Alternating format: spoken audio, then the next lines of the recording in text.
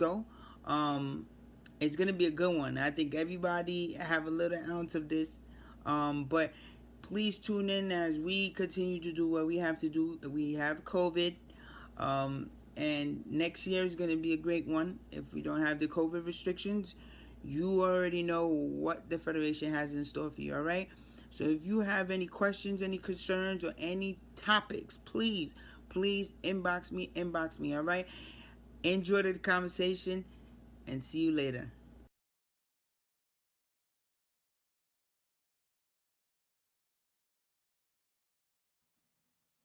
Grace and peace, family. I have the opportunity to pray as we lead into this awesome discussion.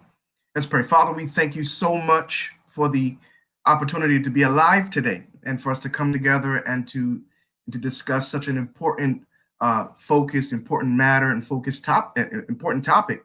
And so, Father, I thank you for these wonderful, powerful women of God that you put together to share so many personal things, share powerful, practical takeaways that we as Haitian Christian Seventh-day Adventist young people can take away and apply to our lives. Oh God, thank you so much. Be with their thoughts, be with their words, oh God. And I pray, oh God, that you continue to bless them and their families.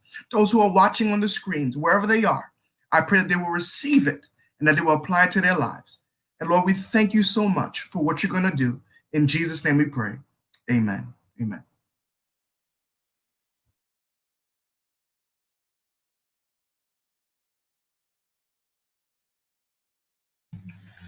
Welcome, welcome, welcome to the Haitian American Pulse. And we are looking forward to spending this evening with you.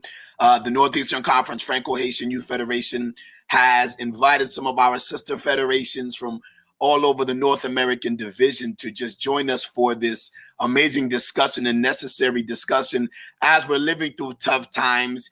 And as we want to just need a safe space for our leaders to talk and for our young people to listen and to hear and to get ideas to know how we can keep ministry going. So we're really excited that you guys took the time to come out and join us tonight. We're going to ask you to do something for us real quick. If you can hit the like or the love button, preferably the love button, and you can hit that button. Also hit the share button. Let your friends, family, church members, co-workers, whoever you need to communicate with, let them know that we are live here. The Haitian American Pulse has started and we are live. So please spread the word, share, love. And in addition to that, please check in. We know a lot of people are coming from different places. If you're from New York, check in. If you're from Jersey, check in the comment section. If you're from Boston, Rhode Island, Connecticut, ATL, Georgia, Florida, if you're from South Florida, if you're from the Orlando area, if you're from, we don't know, Rhode Island, Montreal, Texas, California, type in, give us a bon sabbat, a happy Sabbath with your church, your city, your state. We want to show you love. If you see someone type in a church that it's not your church, hit the love on their comment as well. We want to show love. And again, please check in, and we are looking forward to you joining us tonight. Before we jump into the conversation, we just have a brief, quick presentation that'll take 3 to 5 minutes. We're going to just show you a few quick slides that are going to give you key information that you need to understand for the foundation of the conversation tonight. Nothing that we look at, when we look at ourselves as a Haitian American Adventist community, we're not here randomly and we are not here by chance or in isolation. You have to know the context to how we ended up here, why we ended up here. And so we're just going to share a few quick things with you. It's going to be really quick. And then we're going to invite our panelists on and we're going to roll our sleeves up and we're going to get to work in Jesus' name. So sit tight as we get ready to share this presentation with you. So we're going to have this. We have some basic information that will come in handy for you guys to understand the context to what we're doing. So I'm going to just make it a little bigger. Sorry. All right. This is even better. So it's important for you guys to understand the foundations before we jump into the conversation. We're going to run through this real quick. If you want to look back over any of the information, this will be a live recording. When it's done, you can come back and check it out for yourself. So let's look at this first slide. You got to understand the connection, right? We're not here in isolation.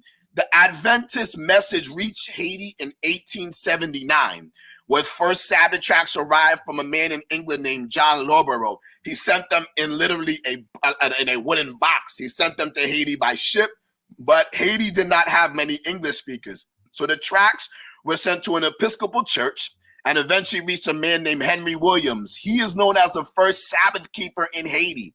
1892. He actually was of Jamaican descent, but he had moved to Haiti, and him and his wife were the only people who at the time who could read the tract, and they were the first Sabbath keepers. By 1904, you'll see that we underlined a key name, Michel No Isaac. He is the pioneer of Haitian Adventism. He received the message in 1904, and he started spreading the Haitian Adventist message in northern Haiti. And then the first SDA congregation in Haiti was in an area called Grand Rivière du Nord. So the Adventist message started in northern Haiti in the Okap or Cap Haitien area. Now you're going to see information circled in red that says 1932. That's a key date because the Haitian SDA headquarters moves from Okap or from the north down to Dikini or in the Kafu area or Port-au-Prince. For those that do not know, Dikini is the Oakwood, or better yet, the Andrews University of Haiti. Most of these Haitian pastors in the U.S. went through Dikini. Dikini is the Adventist Mecca of Haiti. During this time, the U.S. U.S. Marines had invaded Haiti, which wasn't good, but one positive was that they built new roads in Haiti.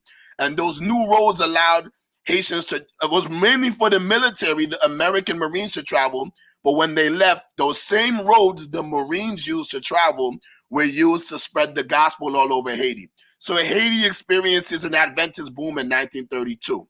Quickly, just want to show you some pictures. If you guys look here, you'll see the yellow lines are the roads that were built by the American Marines. And so you see Cap Haitien in the north, and you see Port-au-Prince start towards more central south. You'll see once Adventism headquarters moved to Dikini near Port-au-Prince, the Adventist message boomed in Haiti. The man you see in the picture on the right is Michel No Isaac, the father of Adventism in Haiti. After this time, we see the 50s experience a boom in Adventism in Haiti. Quickly, so you guys will see here's Dikini. This is a picture of Dikini.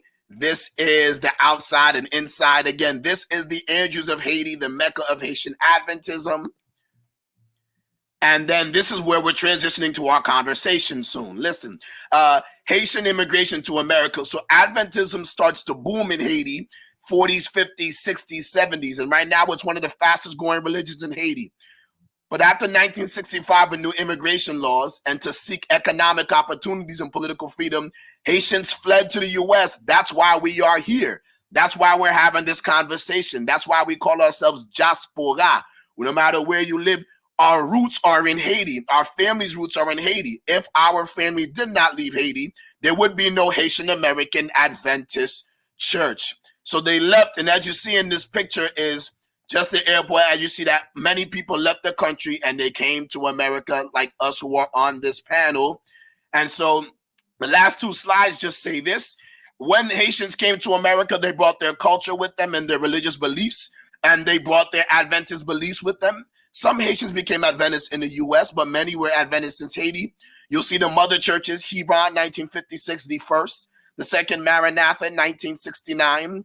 In Miami, the first. In Florida, the first was Sion or Zion in the early 70s. In Boston, Temple Salem, early 70s. In New Jersey, Salem, early 70s. And Oreb also came out in the early 70s. And you have others. Baraka in Orlando was first. Jerusalem, Philadelphia was first. And Philadelphia in Georgia was first. The first Haitian Youth Federation was 1982.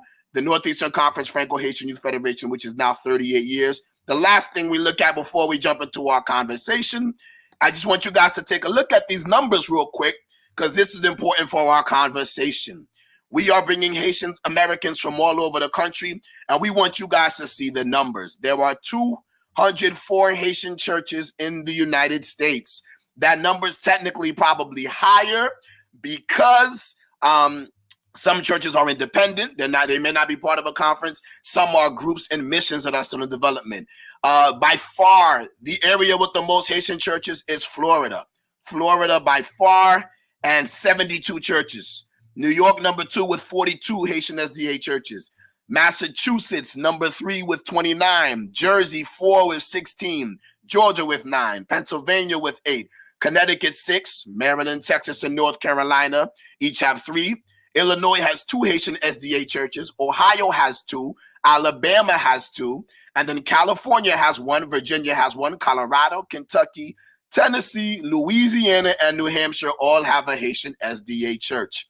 So in this conversation, we want you to know that we are all over the place. We're all over. And so now we're bringing representatives from some of these areas to join us and to discuss the state of Haitian American youth ministry during COVID, before, during, and after COVID. So we're going to bring our panelists up.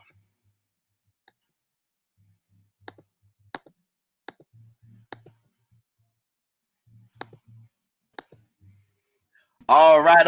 We want to welcome you guys. We're going to give our panelists a chance to introduce themselves. We're going to start off with our dear sister, Nada, to briefly introduce herself. Hello, everyone. My name is Nadege Duvernay, and I am the Haitian Youth Federation president of the Great Allegheny East Conference. And in our conference, I oversee churches in New Jersey, Pennsylvania, Maryland, and Delaware. Hi, Allegheny East. Awesome. Thank you. Next up, Sister Edwin. Hi, everyone. I am Edwin Estime, and I am the South Atlantic Conference Youth Federation president, representing Georgia, North Carolina, South Carolina. I am just so pleased to see amazing women representing. I couldn't sit anywhere else but next to a tree to represent our men. So very nice to see you guys and to be part of this. Next up, Sister Laura. Hi, everyone. My name is Laura Kay, and I am the president of the New England Franco-Haitian Youth Federation. That covers Massachusetts, Rhode Island, New Hampshire, Cape Cod, everywhere in New England. I'm so excited to be here. This is my first year as president, but my 4th year on the federation, and I'm really excited for this conversation and to be talking with such powerful women. Awesome. Sister Alex. Hi, guys. I agree. Definitely great to see women, just here speaking out on behalf of the young people.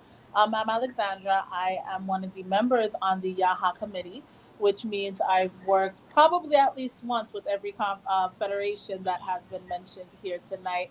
And my home church, we are a member of the Greater New York Conference. Although we do not have a federation, but we have some amazing young people in the Greater New York Conference. Awesome. And Sister Lynn is coming from FEJA Southeastern Conference. She's having some problem connecting. As soon as she connects again, we will give her a chance to introduce herself as well. And she's going to be coming because she's coming from our largest region. Oh, it looks like she's back on.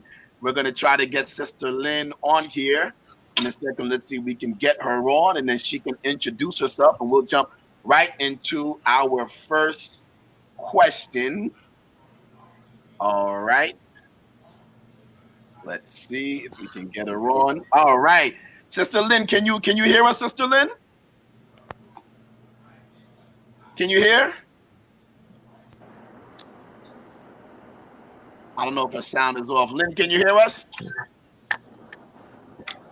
All right, looks like her sound is off. So I'll try to connect with her in a second to get that fixed, and then we will start with our first question. We're going to give it to Alex first, and then after that, anybody can jump on top of that question. What is that, Lynn? Lynn? All right, so we'll get to her. We'll fix that in a second. Our first question, we're going to open it up for you guys. You will see the question on the bottom of the screen. This is what it says. How would you describe the state of Haitian American youth ministry in your region pre-COVID. Alex, you can take Can the you hear mic me? from here. All right, awesome. So I guess I'll answer in two parts. You guys are going to see me looking to the side because, as I mentioned, Greater New York, we do not have a federation. But I did go ahead and speak to some of our youth leaders within the conference. So I'll be answering from both sides, on the Yaha side, which is collective, and then also on the Greater New York side. But some of the responses that we've gotten is pre-COVID, some of our churches were very repetitive, right? Which means we just kept seeing a lot of the same things happening over and over again. We weren't really familiar with thinking outside of the box. Other things that we saw was the youth was overlooked, where, with our senior youth, our seasoned youth, they kind of forgot our young adults, right? We see that age range um, wasn't mentioned at all or wasn't looked at a lot. And then on in general, a lot of said that we were struggling as a ministry, just a lot of setbacks, and there was just a lack of teaching. But on the positive side, we saw that a lot of the youth were able and they were willing, right? They tried their best to bring new ideas and bring forth new ideas as well.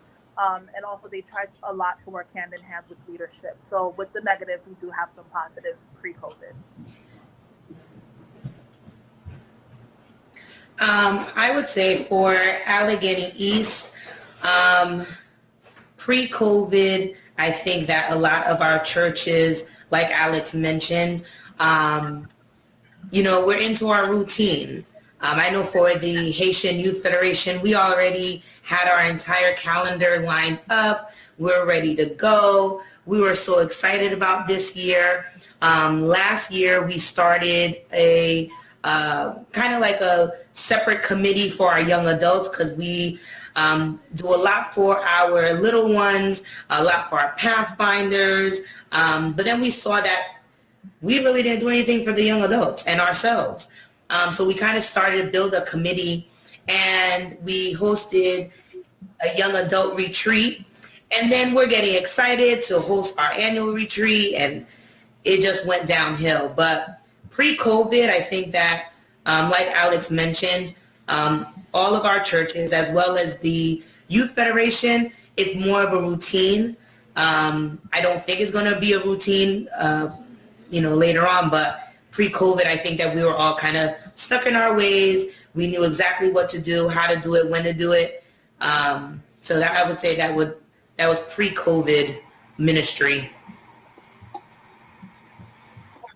Yeah, I would definitely agree with that. And I think in addition to what you all are saying, I think in the New England area, there are a lot of new actually youth leaders. So I think being in this time period is especially hard for them because they had all these Pre-COVID, ideas. I think that we were all kind of stuck in our ways as well. And so I had sorry, I can't hear myself. I can hear myself. Sorry.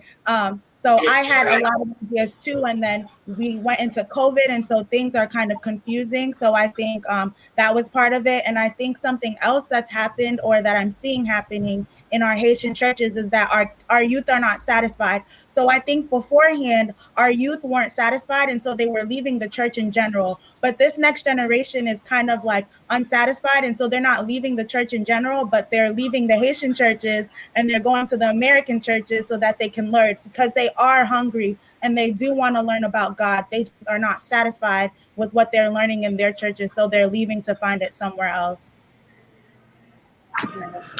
Absolutely. I think you guys all hit it on the head.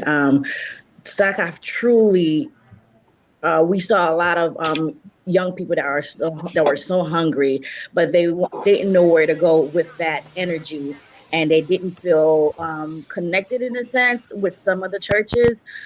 So multiple times I've talked to these young people to just try to see what they need. And SACOF, like you guys said, had a calendar. I'm talking about we had things planned. We were so excited because this year was going to be our first year where we actually took SACOF Federation outside of the box, and we truly invited those outside of the states.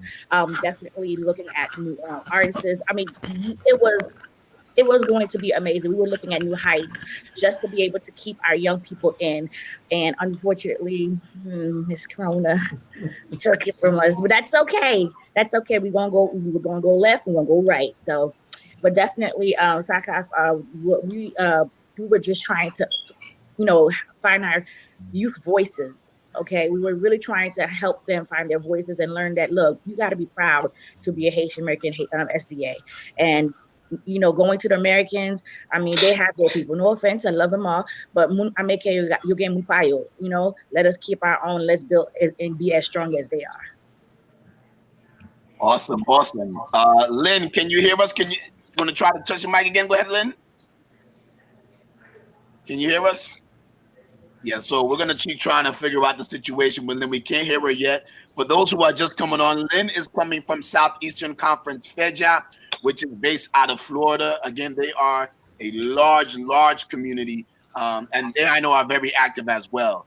Before the next question, we'll see what we can do to try to get her worked out. So I'll just share on behalf of Lynn, and did you hear us? Can you want to try to?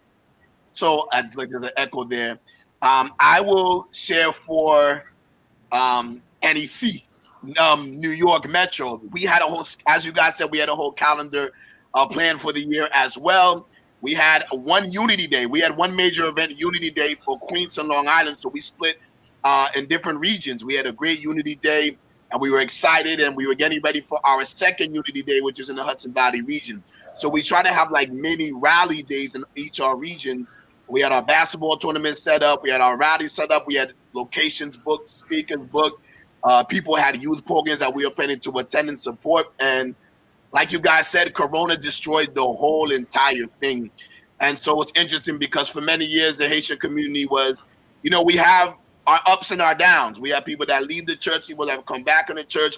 And there were a number of young people who were trying to become active again. And usually they might not always come to everything, but if you host a program, they'll come and they'll try to come and support. And we lost a lot of momentum at that time. We had started a series of things, Unity Days, back in 2017. And so we're looking to keep the momentum, and the momentum got slowed down big time, and we got hit pretty hard, just like everybody else. And like Laura also said, we have some new youth leaders, and it's tough to be a new youth leader and young youth leader, and then you see that this whole Corona throws everything off. And so that definitely had an impact on our federation and our region. So that allows us then to go to now our second question. Our second question now is, so how did your federations or local churches initially react and respond when COVID-19 arrived? How did you respond? We'll start with Alex again, and you guys can piggyback off. And in the meantime, we'll try to get Lynn back on. I think everyone's first response, everyone was shook, right? Like no one knew what this was. People were panicking. It was the whole, mark of the beast. Here comes Jesus, and oh my God, I think the first couple of weeks was that where no one knew what to do, like no one knew what was happening, and everybody was trying to get it together, right? And then I think once the reality set in that this was our new norm, and this was going to be our new norm for quite some time, I do have to say a lot of our young people, our youth leaders and directors, like they hit the ground running, right? I mean, they were getting used to, before Zoom, it was Google Hangouts, right? For those of you who, maybe showing our little age here, but we had Google Hangouts that we tried to use. And then we went over to Zoom, and a lot of our youth leaders and even some Pathfinder directors, we started with having our youth online service. We had some churches that started doing weekly check-ins, right? Where they did like a little buddy system, and they would call, a young person, or call even leader to leader, right? To just make sure that we're okay and we're hanging in there and we're trying the best that we can. So I think once that initial shock hit, everyone started supporting each other and kind of piggybacking off of each other to see how is it that we could maximize our online presence, but also make it something that the young people are going to want to watch, even though we may be a little zoomed out now, but in the beginning, we saw the initiative was definitely there. Yeah, I definitely agree. And I think that To be honest with you, I feel like here in Allegheny East, our calendar is always jam-packed. Prior to COVID really shutting everything down, we were 3 weeks away from hosting one of our largest events, which is our Easter retreat, our youth retreat with over 300 young people. And people paid, orders were about to be made, and we literally had to shut everything down. And the initial reaction for me, a mom of four, I was like, great, I can sleep. I'm exhausted. So that was my initial reaction. And it kind of really stayed silent for a while. And right before, I think maybe 2 weeks before our actual retreat, one of my federation members, he said, why don't we try to do a virtual retreat? We can recreate this. And we looked at the coordinator, or the president of my VP, Emmanuel. He actually was the coordinator for our retreat. I said, hey, get the team together. I think we can do this. And after we launched our virtual retreat, that's when we kind of took off, and we had a calendar built, and we started doing a lot of programming. But the initial reaction was just, I can rest just for a little bit, a little bit. Yeah, that was exactly my same reaction. Literally, I was so excited because it's my first year as president, so I was stressed, trying to figure everything out, trying to manage everything, and also trying to prove myself as a leader, if I'm honest. And so the first week, the second week, I was kind of like, okay, this is God telling me that I can be still, I can relax. But I realized that it is for me to be still, but that's not what it was about. So for me, I knew that this was going to be ministry in a new way. And so I needed to find God and connect with him before I could try and put on these programs, because at the end of the day, if I'm not in tune with God, no matter what programs I want to put, they're not going to be successful and they're not going to be edifying God. So I needed to get in tune with God. So I actually fasted for 3 days so that I can figure out what it is God wanted me to do in this time, and how to connect with our youth. And then after that, I had a meeting with my team, and I was like, look, this is uncharted territory. We've never done this before. Let's come up with some things that we can do to connect with our churches, to connect with our youth, to build community, because everyone is going through this. We're all feeling the same feelings. Let's get together. And so we actually started a mental health series. It was called Perfect Peace, and we did it every Sunday for 3 months, where we came together, we reflected, we prayed, did some mindfulness practices. That was super helpful. And then we also did opening the Sabbath with the Federation on Friday nights for about 4 months, where we actually just stopped doing it last week. So every Friday we came together, we had different speakers, and we prayed, and we just came together as a community to be in that space. And so I think my personal initial reaction was God, I'm overwhelmed. But then I was able to reel it in and really look to God for direction. And I think our churches have been doing a good job as well. Our churches are doing Zoom, and our churches are checking in with their youth, and a lot of them are having different programs as well. So I think things are actually going well for the most part, I would say. Yeah, for me, like all of you guys, a mother of two, and just always tired. The first week I was like, "Whew, I get to sleep," and then the second week was, wait, I have a lot to do.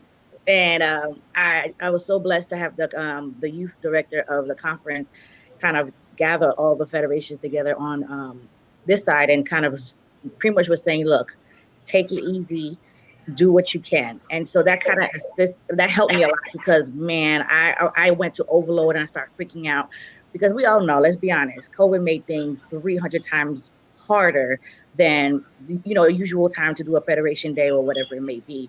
So I had to kind of step back. I had to do a mental check on my team first to make sure everyone's okay, and just make sure everybody's is standing, because let's be honest, some of us didn't, we lost jobs and different things happen, and families have been hurt on this side of town due to COVID. So definitely I wanted to make sure that mentally, my team was fine, the churches were fine.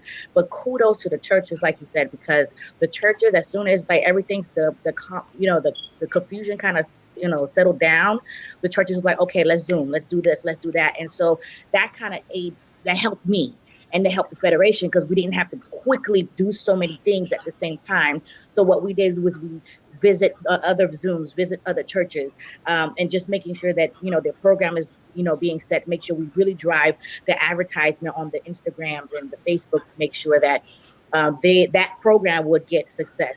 So we really started to tag each other that way, and especially when the justice system kicked in. As soon as COVID, came in, it was just like chaos again. So once again, young people, just literally the youth leaders. I have amazing youth leaders. Shout out to all of them in Georgia, because they literally picked up their young people and was like, let's do this. Let's talk about this. And all I had to do really is just jump in and just assist. And then after assisting a few Zooms, made a bigger platform about injustice, and just came from there. So my church is a bomb, y'all. I know I'm old school saying a bomb, but my church is the bomb. That's the mom in you. You know it. You guys can hear me now? Yes. Yeah. Yeah. Yeah, all right. Okay. Yeah, so praise God. I'm glad we were able to figure out this audio situation, but we're really happy to be here. Thank you guys for having us be a part of this. Fija is just kind of give you a little bit about me. I'm Lynn Olias. I'm the VP of Fija for the 2018-2020 term. Our president is Lucanes Santil. So shout out to him and all of our staff. We have a huge staff, and we really couldn't do this or even stay afloat in COVID without everybody's help. We have about 22 people on staff. So yeah, I think with Fija, we really span throughout the Key West, the tip of the Florida there, to even, we literally supposed to touch the belt of Georgia. So it's a huge platform. It's really difficult for us to get to Georgia. We do try to give information out there so that they can be a part of our celebrations, our annuals, our when we are part of Haitian camp, all of these things. Now, I know we've already probably spoken about what we did back before pre-COVID. So one of the things we were really focusing on mental health and our youth, and what was trying to prepare them for what may come, whatever it was. So we were always we're talking about suicide. We're talking about being sober and the importance of staying sober in any situation, especially as SDA youth. That is part of our health ministry message. So we really had a great team of where we have our health leaders, and we kind of break up in different components where it's recreations, health, ministries. Within all of that goes under Fija in its own way. So it's a huge team, and trying to, I guess, be able to have help manage like the whole state of Florida, for instance. We have to break up into different segments. So there's like the north, the south region, there's the west, and the east has been recently added on. So we have 4 great coordinators, and they're the ones who are basically focused on their region. And then annually, what we will do, aside from having our team go from region to region, making sure that they have ample programming and they have everything that everyone gets the same fair treatment. We basically have our annual programs as well, 2 or 3 times a year, where we try to do, whether it's regional programs is one, and then our annual program, which was basically what was coming up for us in March. Our program is we're going to celebrate 21 years, and then COVID hit. So we were at the amount, pretty much like, signing documentation a month prior, just doing a walkthrough type of thing. And then hearing that, okay, well, during this, there's this thing out here, called coronavirus, and no one's sure what's really going to happen. So for the most part, I believe that the churches were doing what they could. Many times, with our ministry, youth ministry, it can get difficult to figure out between like youth and young adults. That's one thing we've noticed. So when the COVID hit for us, we had to really strategize. What are we going to do? Are we going to try to put on an annual program right away, which really gave us really literally short notice, about 3 weeks, where we were scrambling just like everybody else, right? People were scrambling, trying to figure out how to shift and make the change. Therefore, we decided to take a little time and figure out what's going on and see if this is something that we could, reschedule first. And then when we're realizing, okay, that's not going to happen right away, the first couple of things we did is make sure that we had some kind of platform for the young people to be on Instagram, social media, Facebook, and all these things, and not just be doing whatever the world has out there for them, but we had something that they could look to, because that was all that was now. It was just Instagram and Facebook, and now people needed content. We needed to make sure that that was a meteor content. So it was trying to shift much of the stuff that we do out on the field into the social realm, and that people can see and visualize. And so the shift was a little difficult, but we definitely had a couple of weeks of prayer meets on Zoom platform. We had a lot of virtual, we shift to most of our mental health. I have to say, shout out to the mental health team, where we shift to having discussions on mental health there. We have an individual, Ruben Jean, who is part of our social justice, and where we break down aphasia in different components. And he was able to take that platform when it came time to, as well, after the shutdown, as you were mentioning, Edwin, it was all about social justice now. So then we were able to have a platform for that. In short, not too long after, we successfully had our annual program virtually.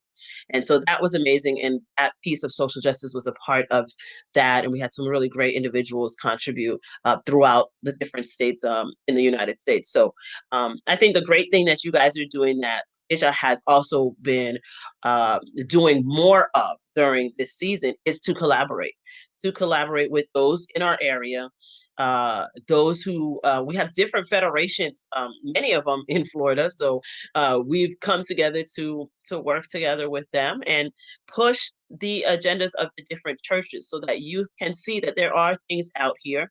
Different churches have different programs. Anything that comes where we can spotlight our young people, that's another thing we try to do, because we don't want them to feel alone in this thing. And I think that's the very most important aspect that we can do, and locally and as a federation, make sure that they feel like they're safe and that they have support. Amen. Definitely. I think it's interesting, sort of along the lines of what you guys are saying, talking from NAC Franco-Haitian in the New York metro area. We were shook. We got hit hard. I mean, New York was the epicenter of the coronavirus, and the Haitian community in New York was hit hard. A lot of people, upstanding people in our community, were hit, not just in the Adventist community. I had an extended uncle who was a really active physician in the community. Him and another physician that passed away. It was big news. And some churches, lost so many people. And so I think we knew what we were going to have to do eventually, but we were just, it's like somebody punched us in the face, and we were just like, what just happened to us?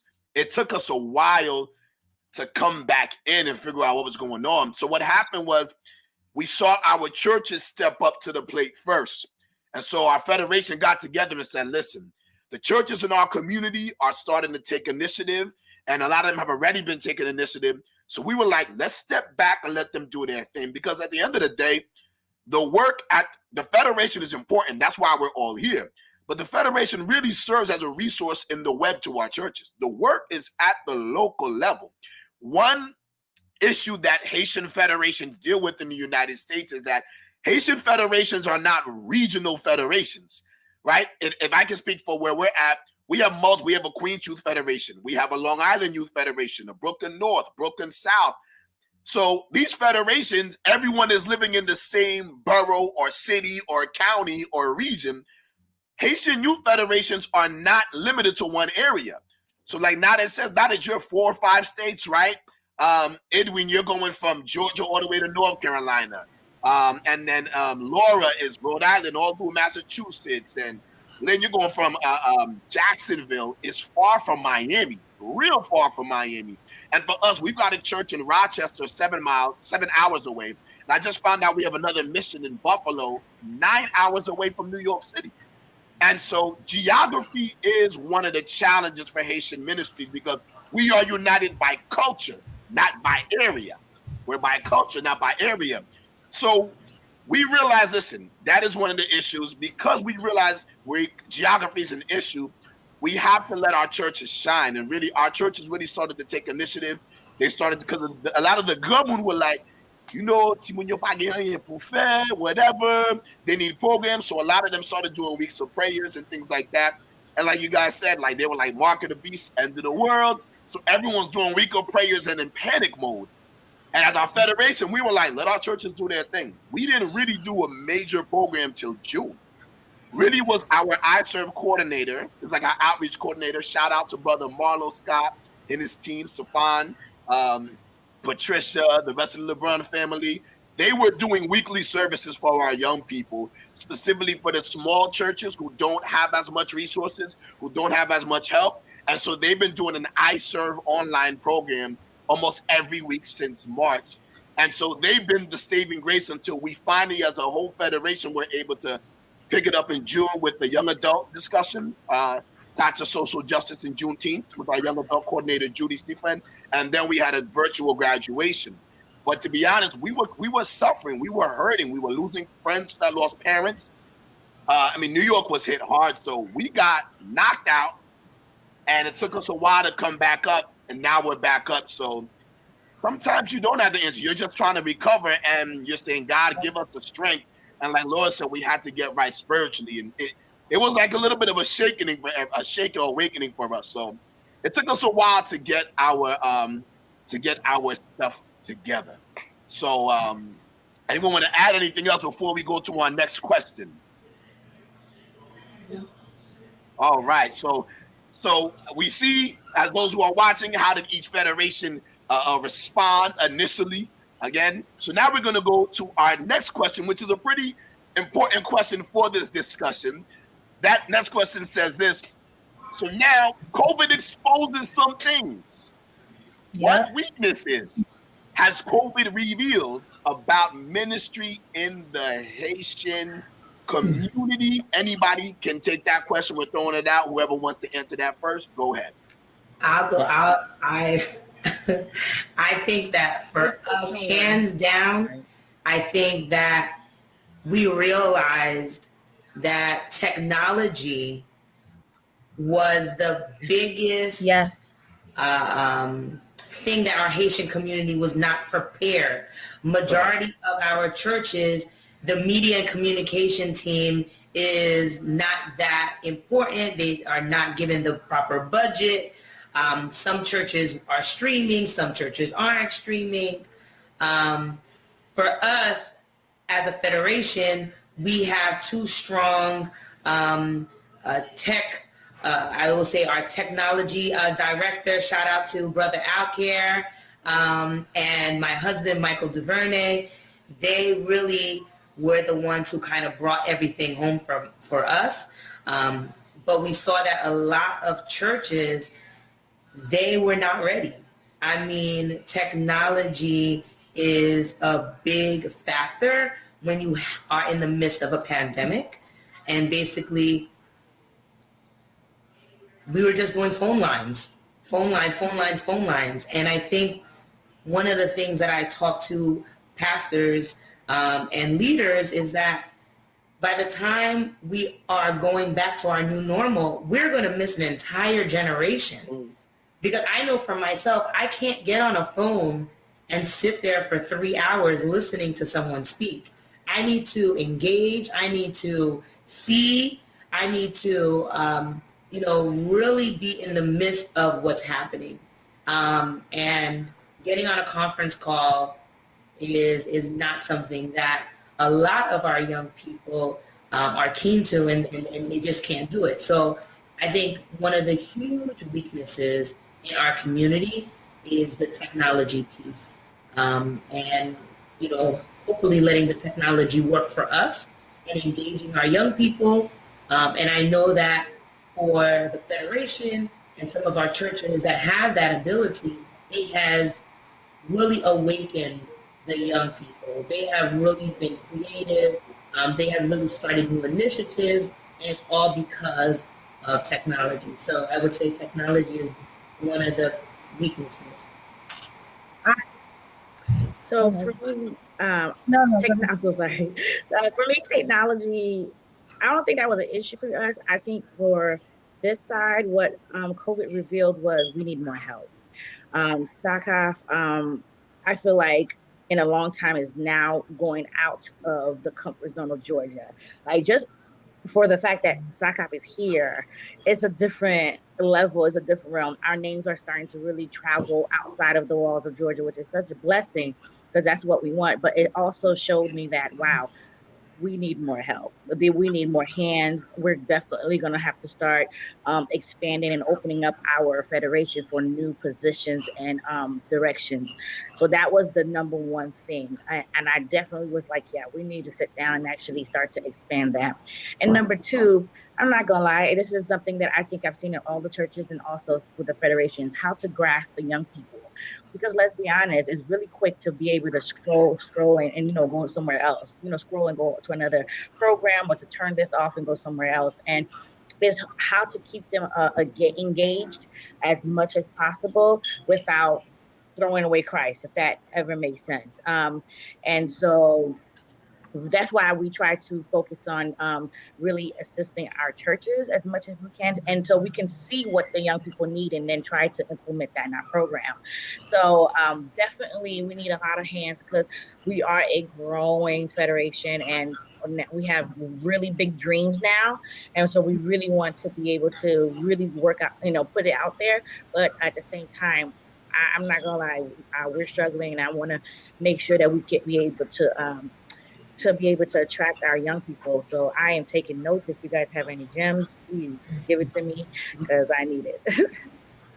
I would definitely agree with the needing help, but also going back to what Nadej was talking about in terms of technology, I think our churches were so like against like using our young people who are so talented, who know so much of this stuff, and they weren't using them. Like so many of my churches, as many of them were on Zoom, but so many of my churches were still on prayer lines when the youth are so capable of setting up a Zoom and they won't use them, and it's like they're scared of like the youth taking over. It's like they don't want them to, they don't want them. They're constantly saying the youth are the future, but they'll never give the youth a chance to be the youth of the future. And so I saw that a lot with COVID-19.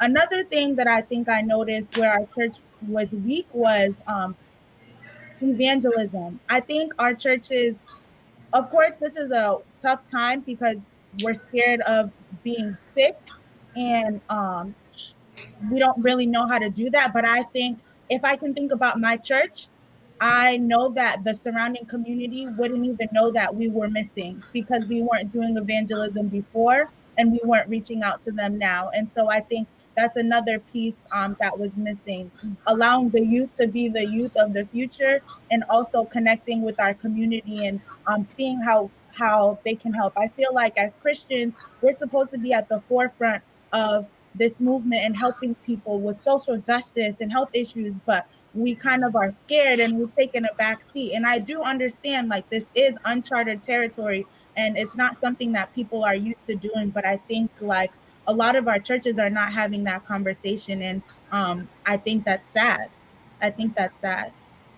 I definitely agree with you, ladies, so far, because I mean technology is the huge piece. We didn't get to see it the same way.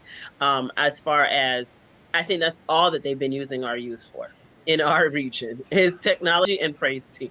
And then afterwards, in between, we'd like them to, develop other skills and leadership and be a part of, like you said, the youth of future is really the youth of today.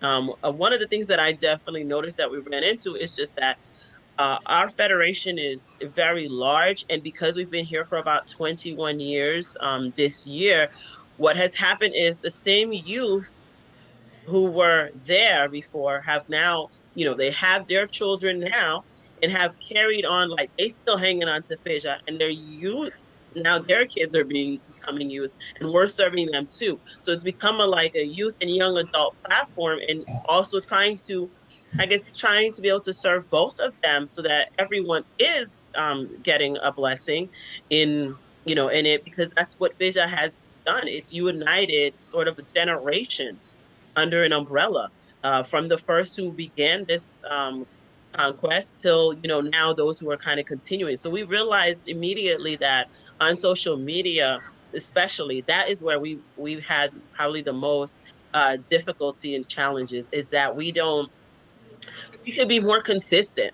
to bring content.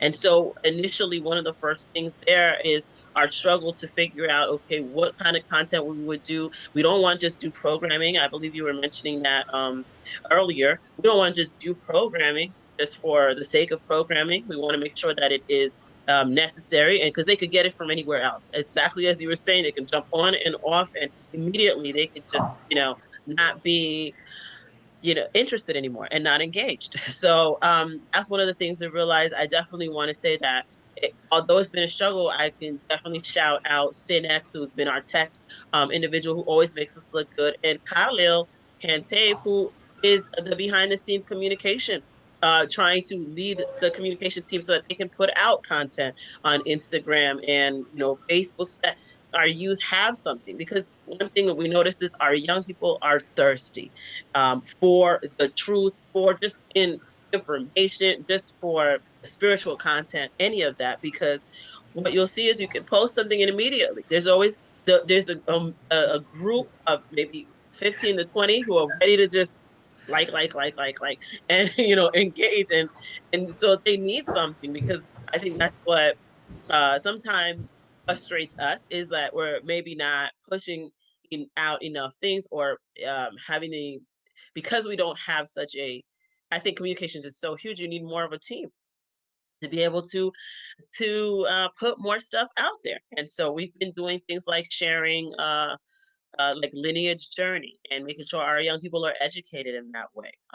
And Colleen Champagne, which is our health coordinator, has been making sure that she can put together panels and other discussions on mental health online, because we have seen suicide rates go up. Our young people are not, immune to that. Like, they're just as much exposed to what's going on and the stresses of this world. So being able to put out things that keeps them to know that, God is here, God's in control, even through all of this. This is not something that, like you said, the world isn't going to end today.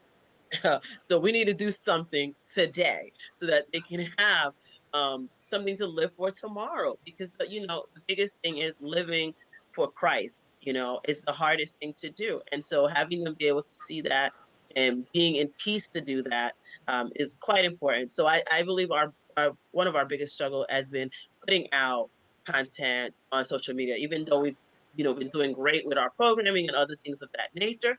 But social media hadn't been our best. We haven't been our best. So we are working hard to continue the consistency on that.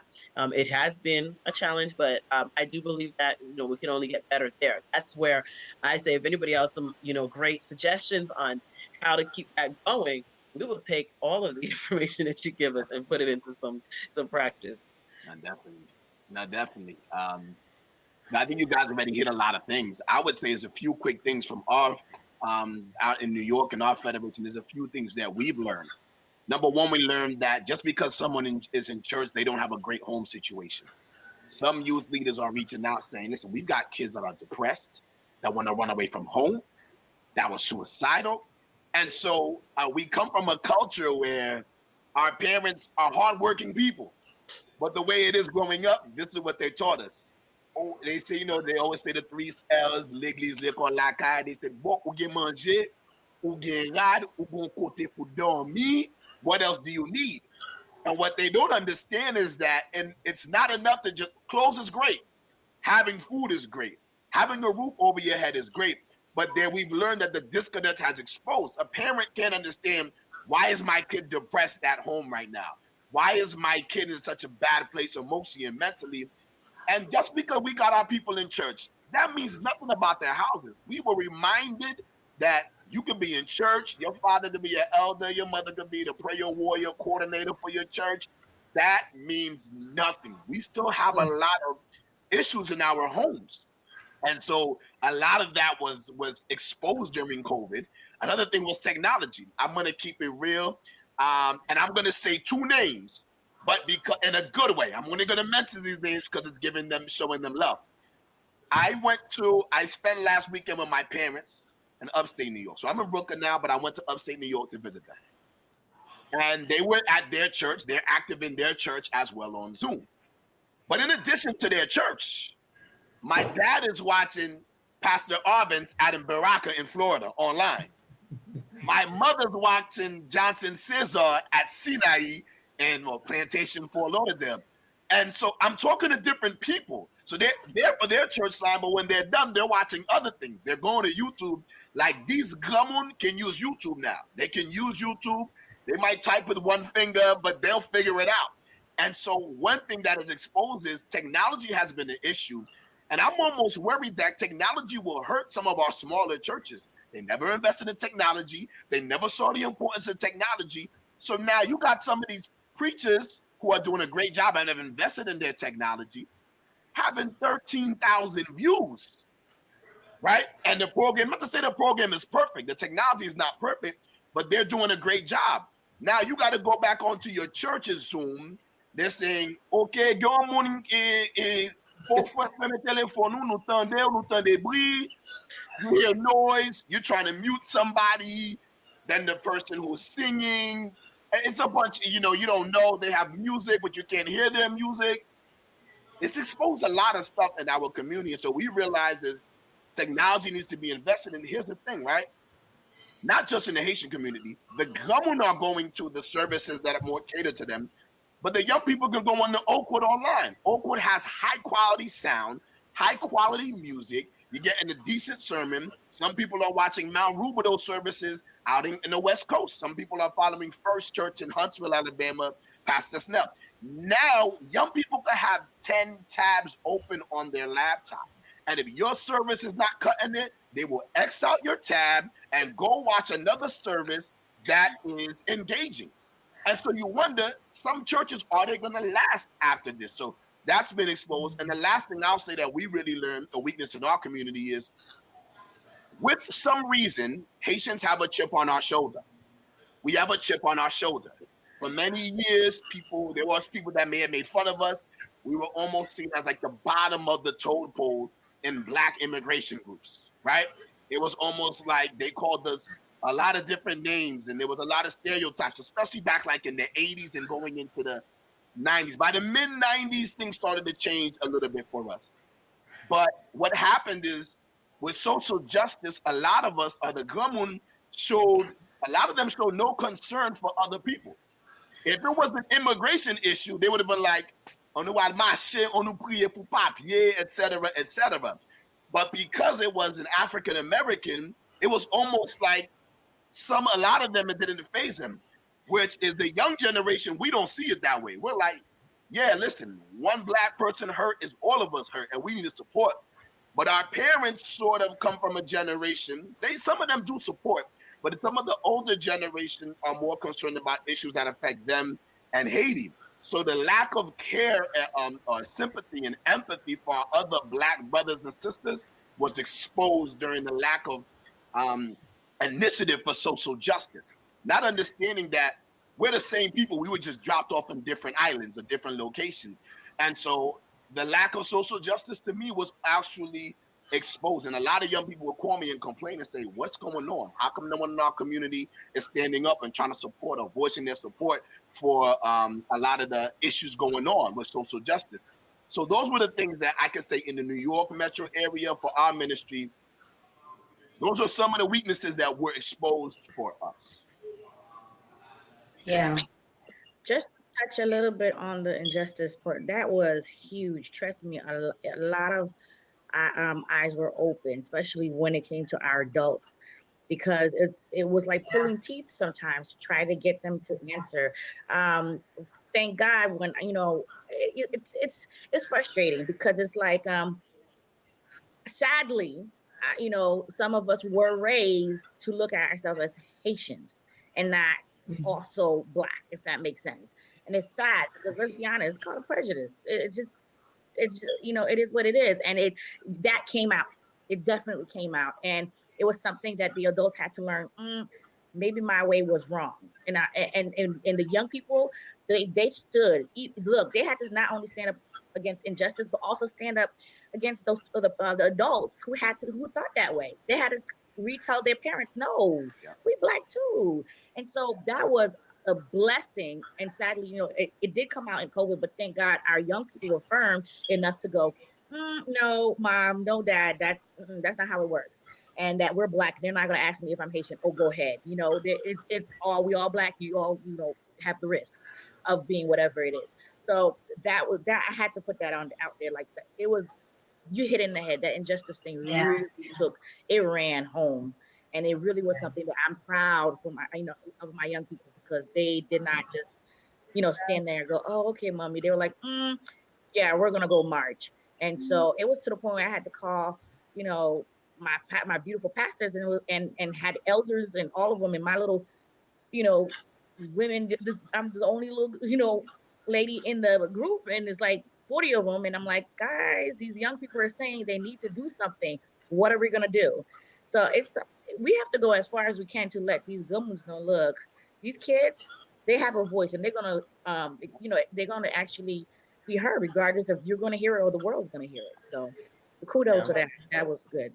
I No. think if, especially in that case, like when the youth do not feel that we can connect with them on those level, or the church local level doesn't understand those pieces that they connect with, that's where they begin to see that there's a disconnect with the message. That Jesus is Yeah. preaching, because he literally was there for those kinds of injustice. He was there for social justice. That's why he was looked at in such a way that was different from many of the, spiritual leaders of his day. And I definitely want to say one of the things that we didn't run into that so much, due to, I believe, the fact that our um, Southeastern Conference youth leader, Pastor Prince Lewis, definitely, who kind of is over all of the federations in that conference, definitely led the way in making sure that they had a voice in that too. And everybody, we were already expecting to do something, so it was kind of like it was just tag teaming, and all of us were able to continue a platform of that. I want to say South Florida Federation also was able to do that. And our young people, they're not just coming to Fija. It's just because it's for us doesn't mean they're not about everything else that's out there. They're looking, like we said, they're looking for a spiritual connect everywhere. So we were able to, he was able to do certain things that helped put a platform, and they had a show going on and allowing people to see that there was different things, like topics that needed to be discussed, and that was one of them. And where their voice was able to be heard. And I think South Florida Federation was able to do a series too, and I believe they're still continuing it every couple of weeks or so, that allows you to have your voice be heard. So we got to, like I said, collaborate with some of those individuals and be able to say, okay, here's what's out here. And here's what, South Florida Federation has going on. You can have your voice heard.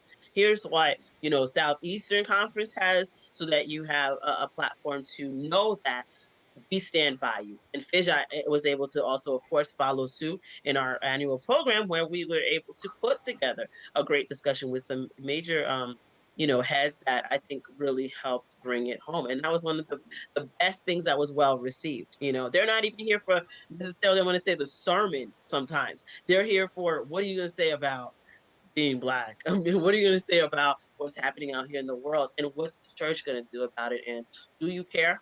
Because that's them that they see out there. It could be them, because that's how we see it. So definitely, that was a major point, and I'm glad you brought that up, Jonathan. Yeah, the last thing I'm going to say about it is both of you ladies kind of hit the nail on the head. I had to remind the leader that When your son walks out the house, He's they're black. not going to say, "Oh, he's Haitian." Nope, we're not going Yeah. to murder him today. Yeah. You know, our young people, just like you all mentioned, they were yearning and crying. I had one young lady, we were gearing up to host a social justice program, and on our calendar, we were having a relationship talk. And she spoke to one of my VPs and said, we're talking about relationships, there's social justice, there's things going on, and this is what we're talking about. And we had to let her know that this was already planned, but it is coming. They had a lot of anger, and they could not understand what the disconnect was. Why our adults, our leaders, they were just so silent. And I just have to keep reminding them that when your son goes out, he's just a black boy in America. Mm-hmm. I actually want to give one of my churches in the New England area a shout out. They held a vigil. They were having conversations. So Brockton Temple, like shout out to you guys. And then the pastors in my area actually all came together and they hosted a rally. So a lot of people came out and we marched for justice and we prayed and we came together as a community. And so it doesn't feel like it's enough. It kind of feels like it was just something, it was a response. It wasn't like something that they intended to keep doing, but I'm going to acknowledge that they did do something and I'm grateful for that. And I'm sure our youth can appreciate that as well. But I hope that the conversation doesn't stop. And I hope that they know that there is going to be another one, unfortunately. And I don't want it to be a response. I don't want them to just prepare to respond to what happens. I want us to have a conversation on what we can do to prevent. Can I just say one more thing, Jonathan, before I forget? In one of our churches, the New Eden Church, we had a young man named Clarence. He lives in Wall, New Jersey, which is about 85 to 90% white. And he led a protest in his town with a group of friends. And I was so impressed by him. I mean, I knew him as a baby, and now I look at him as a young leader. And I was so proud of him. And I think that these are the moments that our pastors, our leaders, our youth leaders are seeing that, we have leaders in the church. We just haven't acknowledged it. Yeah. So Clarence, if you're watching, keep doing what you're doing. I'm so proud of you. Sorry, I gotta add this as you guys are giving out shout outs. But during the whole beginning of this whole injustice situation, and I was very frustrated because let's be honest, people don't see the backside of what we have to go through politique in the back. They just think we just come up with these things or programs and we don't have to fight the leaders, the elders, the whoever. And so as I am shuffling back there trying to figure out what's going on, why I'm not getting answers, or why I'm getting a different answer, or question marks, I had a gentleman by the name of Amishadai Gunja who called and was just like, hey, what can we do? What can you do? I said, you know what? I am mixed up in politics. You are not. You need to go out there and you need to go and make something happen, and just understand you can go, you can have posts, you can go out there. You don't have to wait for us to do it. You need to go out there and do it. And he put an amazing protest, a loving protest. That's the difference. Not just, you know, being angry. Like literally that Saturday afternoon, I went out there, risked myself. We went out there. It was amazing. But we marched from the Capitol to different places. We also fed the homeless at the same time.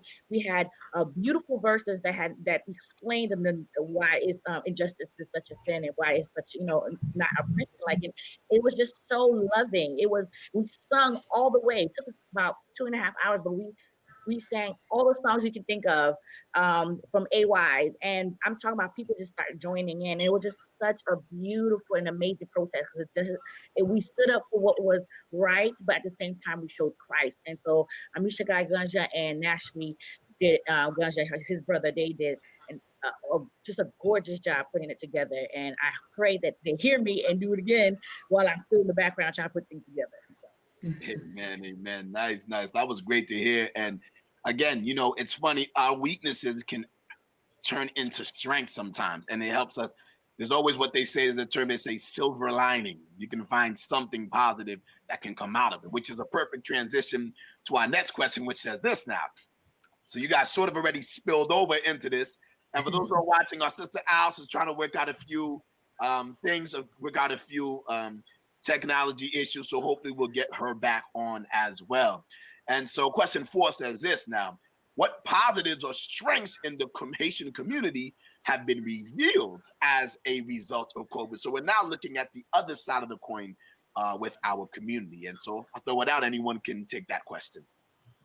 I think I can definitely say with on many occasions that we've noticed that Haitians tend to be given a negative about collaborating or working together with others. And for us, that was one of the things in our area, Florida, and how, FIJA is, definitely viewed as, why do we need another federation? Quite possibly. Some people do have those views out there. And so it became is it a divide? Is it a thing? But, coming from the understanding of the oppression that happened for Haitians, um, a lot of times we can be also on a defense and we don't want to really collaborate or work together. What we have done, and I think especially in this moment, has shined some more light on that's not true. We do want to work together. We are not as divided as a people to work with other individuals. For instance, South Florida Federation, and we've collaborated with them on their prayer line and other programming that has been done with our conference um, youth ministries. And I just think that we could get such a bad name and stigma with Haitians just want to do their own thing, and Haitian pa connected that you want some, you might call it that you want some. In reality, I think that was a strength that came out of it, and definitely being creative as to the scramble that everyone of us had to deal with behind the scenes. But yet we were able to figure out something that helped continue the path for our young people, especially like, for instance, it was graduation season coming in as well. So, imagine that. Now, what do you do there?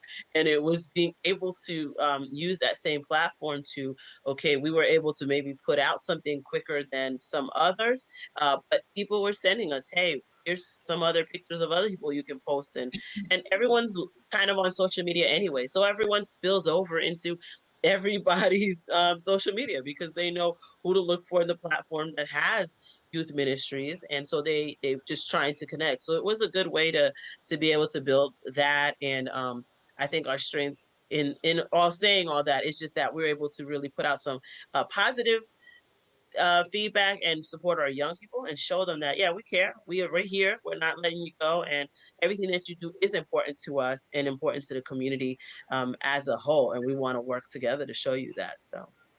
Yeah, I would definitely agree with that. I think especially because everything is online now, so there's no limit on like where you can go. Like we're having this panel discussion with people from Florida, New Jersey, Atlanta, New York, Boston. It's diverse. I was on a conversation last week with New York, having people come in from wherever, not feeling like, oh, I can't invite such and such speaker because they're in Michigan. Like we can do it all online, and I think that's really, really dope. I think something else that you talked about is creativity. I think my federation has really been like, I think one of the things is like, it is our first year as a team together. So we're really trying to like, kind of like put ourselves out there, and we're trying new things. So we did a brunch and learn a couple of weeks ago, which was really successful, really cool. Like we had everyone collaborating and teaching people how to cook different things, and we had a winner show their plate and stuff, and it was really cool.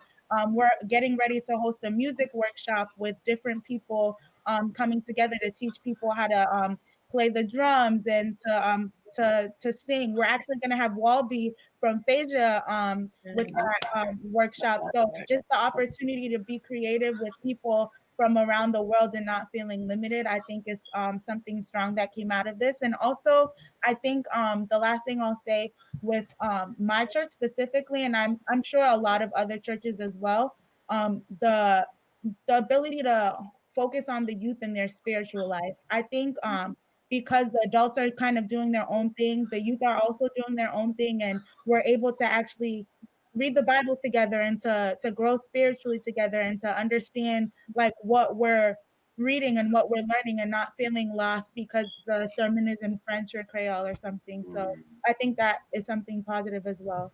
Yeah. So for me, I think there's a couple of things. I think one of the things that you just mentioned, we can clearly see now as leaders, the children or the youth that are ready to jump on a Zoom call, ready to get on a devotion, ready. And now we can see the kids that are it was just a routine for them. And now we can kind of clearly see that, and we can build a plan of attack to ensure that we continue to engage. Positives, I mean, creativity, initiative. Who knew you can do a Bible Bowl all online? We had honors online, different adult conversations. We had a game night with an actual professional DJ, which was really cool. So we were extremely, extremely creative. And we had a lot of guest speakers. Jonathan, you were one of them for several of our programs. But it's creativity. And I think that for everything that you used to do or every program, you can think of how can we use technology so that your young people can stay engaged. And then the last thing, my federation had 2 weddings. You know, Haitians, we love to have huge weddings. You know, and we had 2 federation members, Emmanuel and Molly, and Alker and Ruth, that got married during COVID. They had beautiful wedding ceremonies, very intimate, and, you know, creativity there again. Who knew, you know, you could go from 175, 200 guest list to 50 to 80. Our federation has a lot of love. And save money. I would definitely say, I'm going to say this again. I know I'm going to be a broken record today, but I am just so in love with the youth directors, because they literally, like I said, and I've said this again and I'm going to say it again, they literally picked up the baton.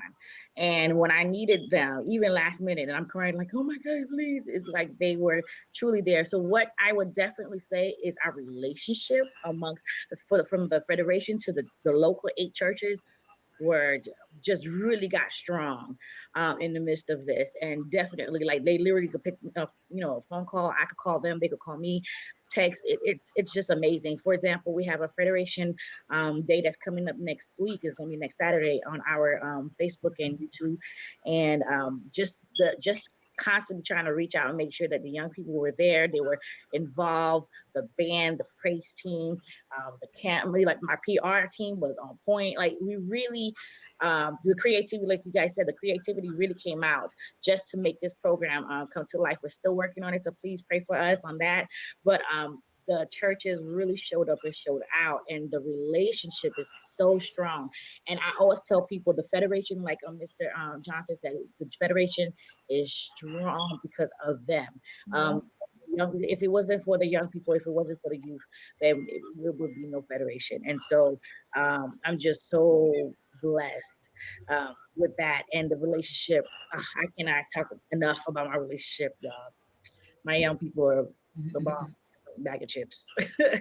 But definitely, it's the bond between our churches truly became strong, and I'm just so grateful for that, because we're there. I'm their servant. I always tell them, I'm their servant. I'm not just here to just put a program. I'm their servant. What you want? You want a poster? Let's make this happen. What you want? You want a day? I got you. So that's how I feel. Nice. No, definitely. I just think exactly what you guys said was spot on. Creativity was big. And I definitely, you know, we're very connected. So, like, been seeing some of the programs you guys have been doing, and they have been incredibly creative. And for us, I would say the same thing. People have been really creative. youth leaders have been working so hard. I mean, we need to tip our hat to all our youth leaders out there that are watching. You guys are the real MVPs. They've been working so hard. I mean, they've been having meetings and so much get-togethers with their young people. If geography is a disadvantage in the Haitian Youth Federation, culture is a strong advantage. Yeah. And to make it similar, if I can speak for Northeastern Conference, we have 3 major language groups. We have English-speaking churches, Spanish-speaking churches, and Haitian Creole French-speaking churches. English churches is great. They speak the same language. It's a mix of nationalities, though. So you can be African-American, Jamaican, Trinidadian, Guyanese, Grenadian, Trini, whatever, St. Lucian, etc. And the Spanish-speaking church, they speak the same language, but you can be Colombian, you can be Dominican, you can be Puerto Rican, you can be Venezuelan.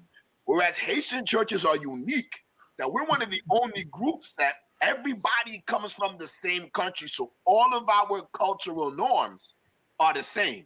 Now, I know we don't celebrate each other anymore because of, this corona, but we have a sense of community. And so our sense of community, there's just it's one less barrier down when you're dealing with a young person and when you're dealing with their parents, because you can't really deal with young people and not really deal with their parents, and so our ability to connect, to understand each other has been huge. One advantage to that is, I didn't know this, growing up in the Haitian church, you always think that all the other language churches have it better than you, and there are probably pros and cons to each. But we do, I can speak for Northeastern in the New York area. We do youth days almost every month before COVID. And so because of the language barrier, our youth directors in Haitian churches are younger than youth directors in other language groups. When I went to college, I attended an English-speaking congregation, and they had 1 or 2 youth days a year. I was like, what do you mean you only have 1 or 2 youth days a year? We had 12 youth days. And some people do it every 3rd Sabbath. Some people do every 4th Sabbath, every 2nd Sabbath. So because of the language barriers, a lot of times the government would say, all right, give the youth position to a young person because they speak English. They understand the young people better. And so and we don't think it's a big deal in our community, but if you look at the average age of a youth director in a Haitian congregation compared to an English-speaking congregation, you will see that the average age of our youth directors is much younger. The average age of many of our federation presidents are younger. I'm pretty sure almost everyone here is maybe a millennial or near the border of being a millennial. I ain't gonna tell you. I'm a baby. She's a baby. I ain't no baby. But it keeps us, it allows us to use our young people. So I was one thing, and I would say also because of the language barrier, the government were like, okay, young people, do your own thing. So I think almost all of our youth departments run their own church service now. Yeah. They're running their own services. I so many of them, they run like an afternoon service. They're responsible for getting a speaker. They're responsible for putting the program together and getting the music together. Our young people have the keys in their hand. This is an absolute blessing that came out of COVID because the government recognized when it comes to technology, the young people have the advantage. So the government are like, hey, we know we can't do the thing, so you guys run your own separate service. Almost every church in our federation has been running their own youth week of prayers, or they have been running their own service almost every week, or their own AY, or their own Vespers program. We are discovering so much leaders that we did not know were there in our community. So that's a silver lining, I would say that. And I think the last thing I would say is the tough discussions.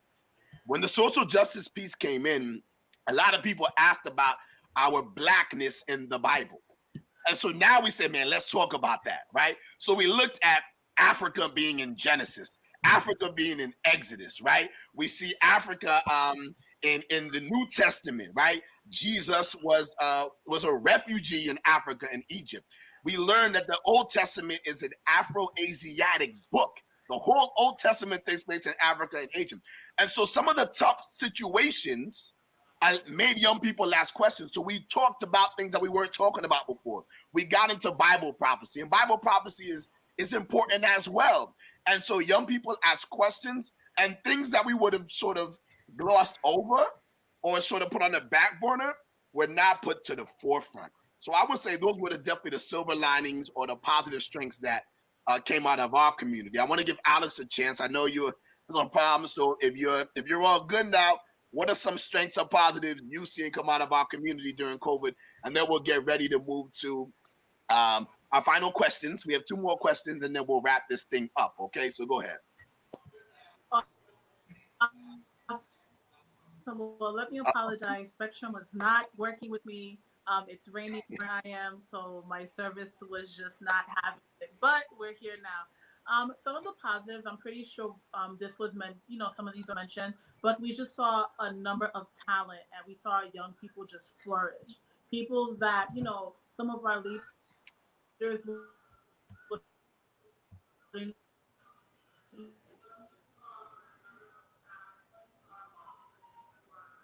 even expect to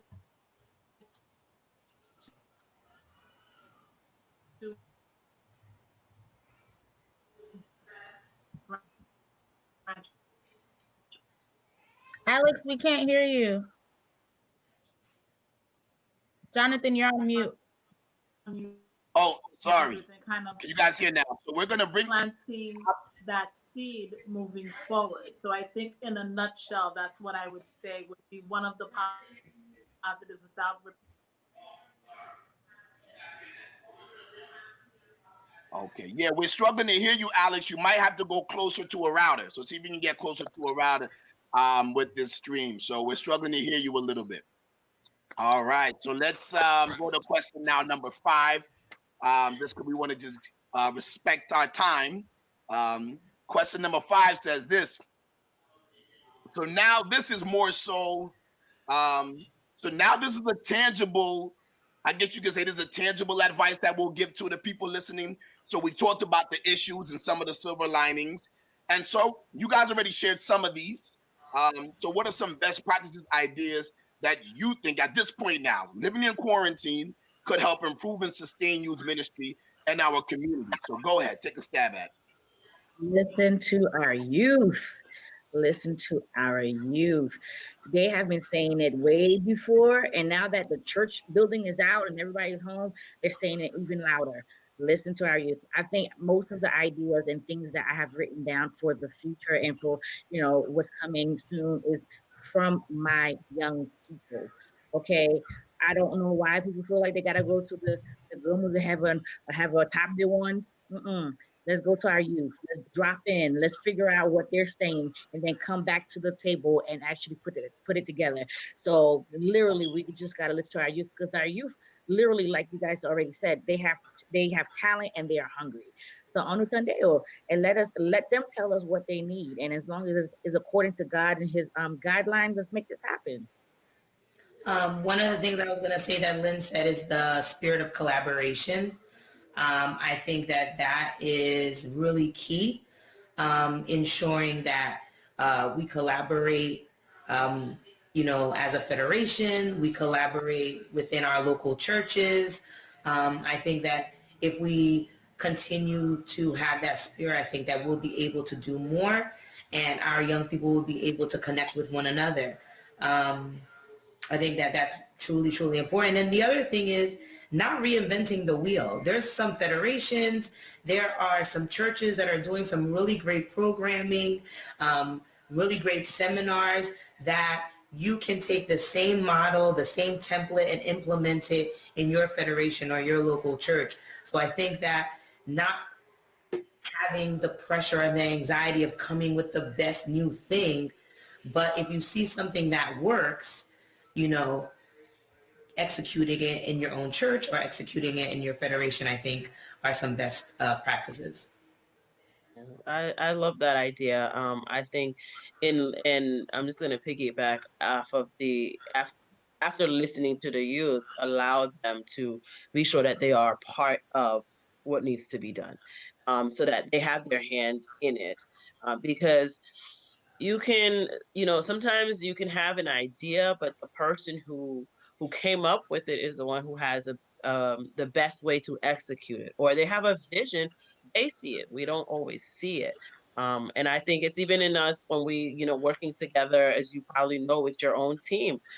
Someone brings an idea on the table, you're visualizing it one way going down, and they're visualizing it a whole nother way. So, um, in listening to our youth, be sure that to allow them to be a part of the services that you're doing. And as far as that, I just think it's like it's important for us to be sure that the topics that are on the table are relevant. And I think that's what I definitely saw in this moment. Like, it's great that we can preach, the sermons the way that they preach them. Is just that the Bible is made for us to be able to be relevant in any time period. And so That's I right. just feel like we need to work harder. I think some of the pastors or some of the members, whoever is in charge of getting that together, that's what they need to do. Make sure it's relevant for the time, because then you have a group of young people, and I don't know how you guys in your federations, but what happens is we tend to have a flow, an influx of young people coming to the regional programs when we do it, or the annual programs when we do them. Only during that time do they come to church. And Mm. then they haven't been a part of church. They're just waiting for Fisher to have something nearby, and so they jump on it. And so much so that people noticed that this was a trend in some of the churches, that they wanted Fisher to put their name on it. So if we had, or to have a collaboration with them, so that the influx of young people could come. But once again, I mean, we did what we can as to help get our young people in, but even in the programming, it has to be relevant. The topics need to be relevant, because I don't want, personally, myself, and I know the executive staff of Fissure, we don't want them just to come, just to be, next day they're gone again. That's not the point. The point is for them to come, have something tangible, and that they can continue to grow off of that. And so I just think we need to make sure our content is relevant in our churches, in our local churches, and we're going to do everything we can as a federation to help them, to help our local churches do that. With Fissure, it can be sometimes a challenge, because we do serve the whole, Florida, and from Key West to getting out of. I don't know if any of you ever drove in from like up north down to Florida, but when you get here, I used to live in New York. So when you would get to the state of Florida, you're like, woohoo, I'm gonna be there. But then it's like 8 hour drive later, you're still on the road. So just to say, I know we spent a huge across the board, but we're here to help do as best as we can to make sure the regions, everyone is served. That's why we have our coordinators, and shout out to those regional coordinators who bust their butt driving up and down their areas, because those can be a couple of hour drives easy. So definitely, I think that's it. We need to be relevant, listen, and add them in the conversation. Yeah, I agree with what everyone said. I would definitely emphasize the collaboration efforts. I think like I live down the street from three SDA churches. Two of them are Haitian SDA churches. They're not working together. And I think that doesn't make sense, because they're literally right next to each other, right in the same neighborhood. So collaborating with the neighboring churches and working together, even like Jonathan mentioned, most of our youth are facilitating youth churches every single week. Why don't we try to collaborate and have a mega service, so that we can work together and everyone doesn't feel overwhelmed and overtired and stressed, so that we can all work together. Um, so definitely collaboration and staying relevant. No, definitely. Ou ki sa l'eglis sa yo pa vin ansan? That if you next door, I'm sorry. Okay, let me stop, because I could be. Mm-mm. We could have had a big church every day. Okay, Yeah, same. Everybody wants to be the boss. Too much show up, cooking in the chef. kitchen. Yeah, and get to up chef. There's really not much to add on top of what you guys added. I mean, you guys said it. Collaboration is huge, you know, and I think this is great because we're somewhat modeling collaboration now. We're all together as 5 different federations all over the East Coast And there are people from the Midwest and the West Coast who are also on. And you can collab. You don't have to do a program this Friday night. Just hop on this program Friday night, right? Sometimes you got to work smarter, not harder, right? Because we're all volunteers in youth ministry. Youth leaders are volunteers. Federation presidents are volunteers. We don't get a paycheck for this. So it's sometimes good to work smart, right? And that is really, really important. And I would say, in addition to what you guys said, I say continue to do those collaborations, reach out to each other. That's what a lot of other people are doing right now, right? So here's the thing. There's no reason for anyone to leave this conversation who's watching. Listen, at the end, we're going to have like a little small, like 2-minute clip for you guys that has the social media contact for all our federations. You can reach out to any federation and get a contact and figure something out. If you want to get together with a church in Miami and you're in New York, or you're in Boston, you want to get a church with a church in Atlanta, you can do that. And so collaboration is absolutely huge. But I would say this, my advice is this, like you guys said, they always say this. The guy who runs Oshkosh says this. He says, you have to love your young people unconditionally, and you have to be available for them. You may not even have the most impressive programs, but if you're there for them consistently, you have to love them unconditionally, and you have to be available for them. And I will say, when you're doing programs or planning ministry, better way to word that, make it less of an event and make it more of an experience. I'm gonna say that one more time. Make it less of an event and more of an experience, right? So I teach high school, and when I get observed by my boss does not want to see me just talking at my students for an hour. There's a time where I need to talk at my students, right? To give them notes or things like that. My boss always asks a question and says, what were the students doing? So if you say, well, they were taking notes, but he says, someone can come from Russia, not know any English, and copy the notes on the board. How do you know they've learned? How do you know they understand? They're really experiencing the content.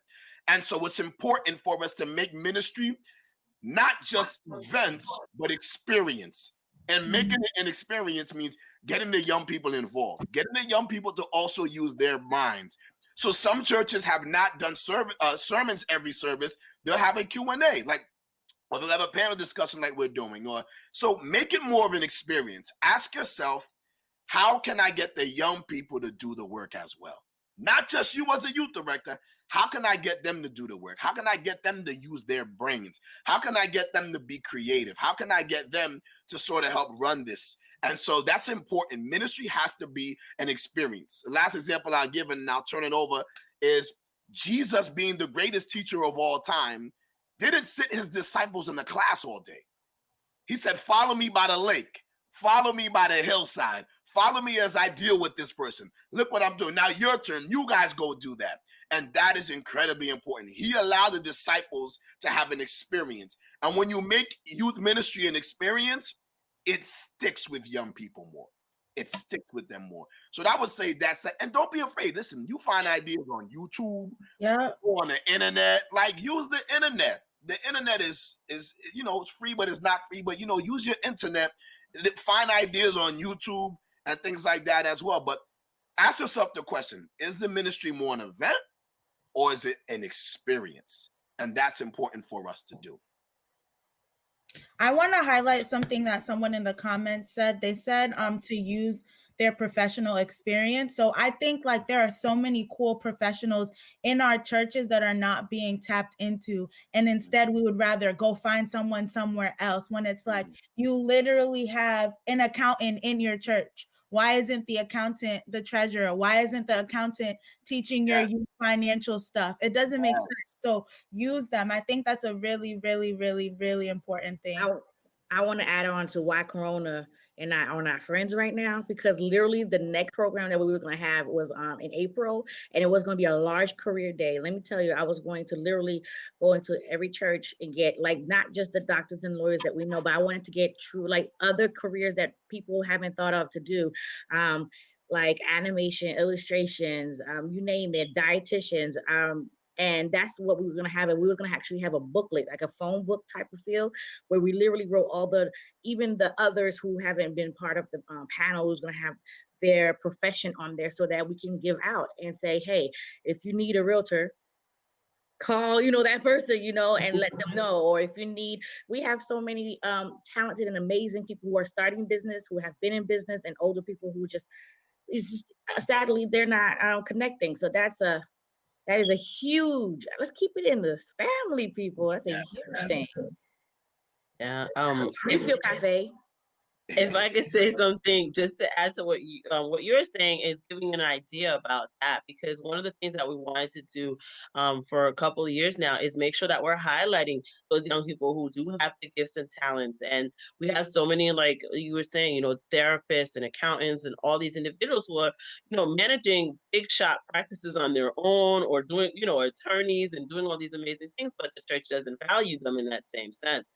So one of the things that we've done at Fissure has been able to do what we called like Top 3 Thursday. That individual who has a specialty in something, then they give like a less than, a minute and a half snippet of what you can gain from either doing this or learning that, or whatever they could offer. So if, for instance, it's a teacher who can give you information about something, or it's an attorney who talks about the legal aspects of what have you.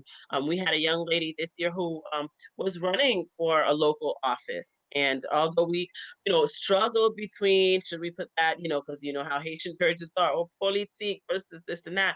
Although most of the whole Haitian churches are run under like a political, that's, I'm not going to say no more. So we wanted to highlight our young people who are going for these things and come out, support each other. And if you do need some kind of contact, reach out, because you have a therapist who maybe they're not the ones who are going to help you directly, but they can give you some other context. You're not alone. So that's something that you can do right now if the career thing doesn't come together just the same way. Or, maybe you decide to do a Zoom career fair, because they're doing that now. They're doing all kinds of stuff. So, but what I like about what we're talking about today is just showing more that it's not the end, and we can definitely continue to find ways to minister to our young people. So it's very important that we just stay the course. Definitely. No, definitely. Now, you guys are saying great things. I mean, I'm taking notes the whole time as you guys are talking, and just and hopefully those viewers are taking notes, and you learn from the viewers as well. It's a few of us on the screen, but the viewers share amazing advice. And the more minds, the more ideas, the better. So we're going to go to our last question, and we'll just get ready to bring this thing to a close. And for those who are following, again, listen, this is not graduation, this program. This is the beginning, right? We have a long way to go, and hopefully this encourages us so how we can move around in our community. So here's our last question, and there's sort of a twist that I'll throw in after, but I'll hold off on that, and then we'll get ready to bring this thing home. So, and maybe this question is jumping ahead, right? Because we don't know when we're getting into the buildings right away, but this is something that we can at least start to think of, so that when we get back into the buildings, there's no reason to be caught off guard, right? It can't be reactive measures. We've got to be prepared. What should our Haitian churches and youth ministry look like when we re-enter our buildings? Anyone can take it. I ain't gonna lie to you. I'm afraid, because one of the ladies, forgive me, but one of you guys mentioned how every time there is a program that your youth come, and SACAF is the same. If you say SACAF, we breaking all type of governmental rules. So I definitely pray to God that we can get back to normal. But we're gonna go to new heights, because this just shows that this Corona thing just shows we have the ability to be bigger and better than what we were doing before. And we about to get to if people didn't hear our names before, our federations and the Haitians before, they do job. And that's how I feel. I think I'm just revved up. I'm so ready to be out there, and just to really show the world that God is in us, and the Haitian in this Haitian community, and we could do it. We could do it. It's gonna be lit, if they still say that. I think they do. Yeah, we do. I think for Allegheny East, the Haitian Youth Federation, one of the things that I said is that We have our calendar of events that we usually do, but now there's so much more that we can add to our calendar, and we can do it virtually. You know, trying to, from New Jersey, Maryland, Delaware, it's a drive, especially when we're trying to get together. And, you know, our conference made some different rules with our church vans. So it's even traveling is a little different and difficult for churches. So adding the virtual component to our program is going to be a game changer for us so that we can continue to see our young people, engage, and connect with them. The other thing that I was going to say is that once we eventually get back into our church, sorry, my vacuum just came on. Once we come back into our church, I think that hopefully our leaders and our youth leaders will put our young people in the forefront. They will be the leaders of our departments. They would be, you know, instead of just reading a Bible verse or, you know, in English, or singing a song, they would be in these departments. They will be in the different roles that will continue to build their leadership skills, and they will kind of take over those things. And then lastly, I'm hoping that now the churches realize how the media and communication team is super important, and that they will invest in that department so that they can continue to build upon what their ministry.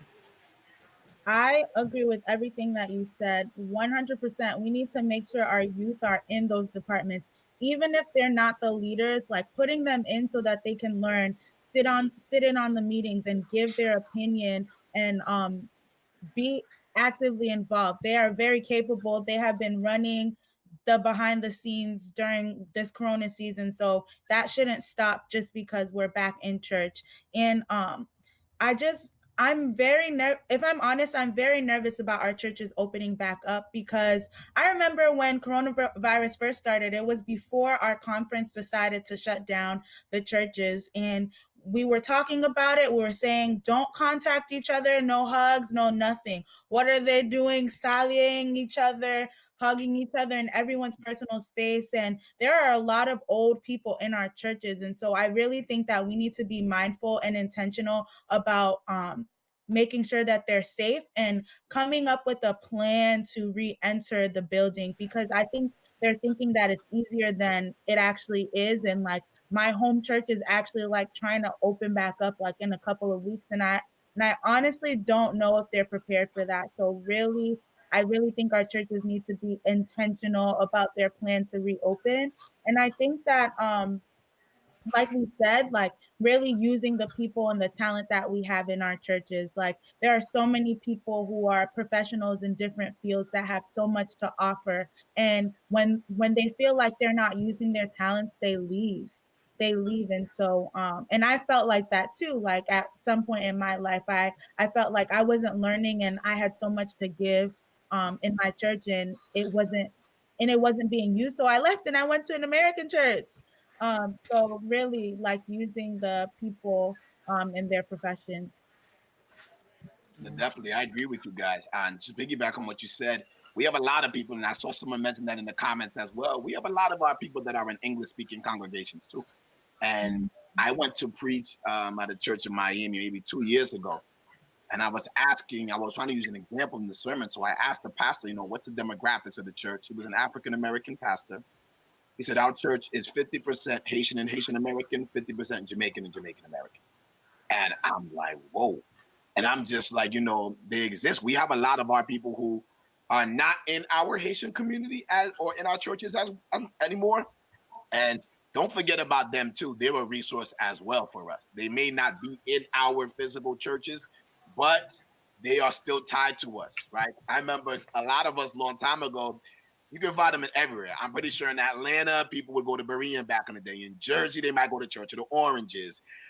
In Florida, they can go to Mount Pisgah, or I think there's one in Plantation or something like that. In Boston, they might go to Cambridge. In New York, they might go to Bethany or CWC or Kingsborough. there's always another church that has a bunch of our people sitting in there and in positions helping to run that church. You better believe it. And they are they are out there. And I remember like back in the day, because you know, it was like everybody would go to like the English church for a good word and some solid music. And once it's done, quand yo finak bénédiction, ou courir à l'église haïtienne pour jouer musique. Yep. And we would go to all I know like, it. yo, all right, once the benediction's done, we got to be out. Because the thing is, and here's the thing, right? We would go to the church. We go back to our own church because the food is good, but it's the community. Even though we might like the service better and the service might be more time efficient, and we might find the service to hit us more and more relevant for us in the English-speaking congregations, there's something about our community. So we would go back to our church in the afternoon, eat, and spend the whole time cracking jokes, not by blog, and it's so true. And so I think when each church, there's three things that attract people to a church, right? They want a good word, right? Some people go to a church because it's a good word. The pastor can preach. Another reason is people like good music. Some people like good music. And the third major reason that attracts people to a church is community. And I think long term, the more important of these is community. So I think we've had to figure out how to maintain community when we get back. And so it's going to be hard because physically we're not going to be in the same space. So I think it will be a hybrid model. I think we can keep some of the online things we've been doing. We don't have to throw the whole thing away. But I do think we've got to find a way to maintain community and make our young people feel wanted. Even if they might like another church for its word here and there, or they might like it for its music, there's something about community. Look at you. Every single one of you here on this panel could easily be in an English-speaking congregation. Easily. You don't have to be serving, but you decided to stay, which means there's something about your culture and community that's important. And so I think out of all those things, community is the most important thing. Jesus spent more time in community than he did preaching sermons. So I would say that is important. And I'm with Laura. I left. You know, Yeah. I left as well. A lot of And them. I was just trying to find a spiritual, and you'll hear a lot of young people say that I went to go find a spiritual, you know, you guys are not feeding me. Mhm. We can do the same thing they can do. We just need to expose the young people who can do it. So definitely, hands down, we could do it. We can. I definitely would be surprised if the majority of us hadn't left and come back. Because that's what it was for me as well. And one of the things, as you mentioned, I think a few of you mentioned, but Jonathan, you were making point to that community was one of the things that my whole culture. When I had my my little girl, first thing I thought about is, oh man, like she's not gonna get raised up in a Haitian church, even though there was a a bunch of other things that came with that. But there was a piece of it that I wanted her to experience, like some of the community. And if I can just add to the piece of community is that while we're going through all of this, one of the things that have come up with some of our our youth ministries individuals is that the young people are missing their churches. And Right.